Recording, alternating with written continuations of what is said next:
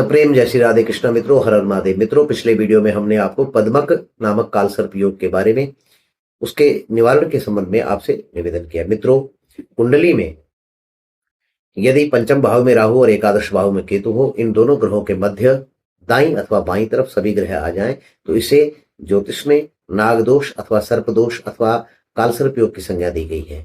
मित्रों, यह योग बार बार संतान की हानि करवाता है, किंतु क्या कोई ऐसा भी योग कुंडली में बनता है जिसके कारण से ये इसका प्रभाव, दुष्प्रभाव कम हो जाता हो या समाप्त हो जाता हो? मित्रों, यदि केंद्र त्रिकोण में गुरु शुक्र बुध सौम्य ग्रह बैठे हो, मंगल उच्च का होकर के केंद्रस्थ हो, तो प्रायः इस योग का प्रभाव न्यून हो जाता है।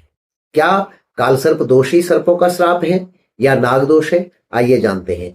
पुत्र स्थान गते राहो कुजे नापि निरीक्षते, कुज क्षेत्र गते वापि सर्प शापात सुतक क्षयः।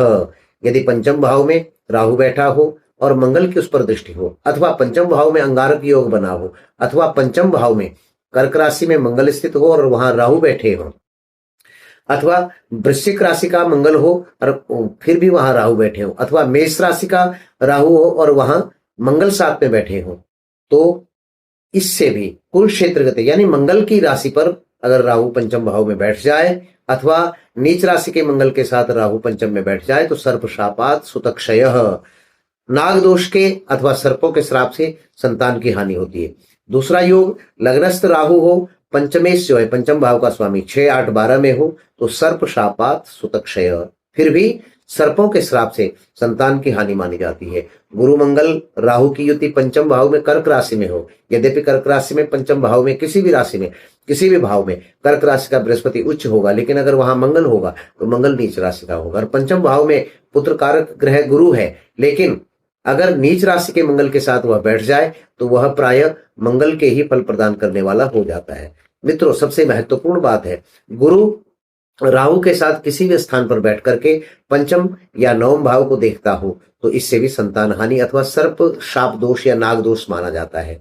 देखिए, यह केवल इन्हीं स्थितियों पर निर्भर नहीं करता है कि संतान कितनी देर बाद होगी या कितनी संतान हानि होगी। पति पत्नी दोनों की कुंडलियों के निरीक्षण के बाद ही इस बात का निर्णय लिया जाता है। और दशा कौन सी चल रही है, योग कारक ग्रहों की दशा चल रही है अथवा हानिकारक कुयोग को वृद्धि करने वाले ग्रहों की दशा अंतर्दशा चल रही है, यह भी महत्व रखता है। गर्भपात हो जाना, संतान होकर के मर जाना अथवा गर्भधारण ही न होना, इस नकारात्मक जितने भी परिणाम हैं, इसमें हमने केवल एक मुख्य योग की चर्चा की है। अन्य भी कई योग हो सकते हैं। इसको कैसे दूर करना चाहिए, क्या करना चाहिए, यदि आपके जीवन में ऐसी समस्याएं बार बार आती हों तो आप एक बार कुंडली विश्लेषण अवश्य करवाएं। धन्यवाद। राधे राधे।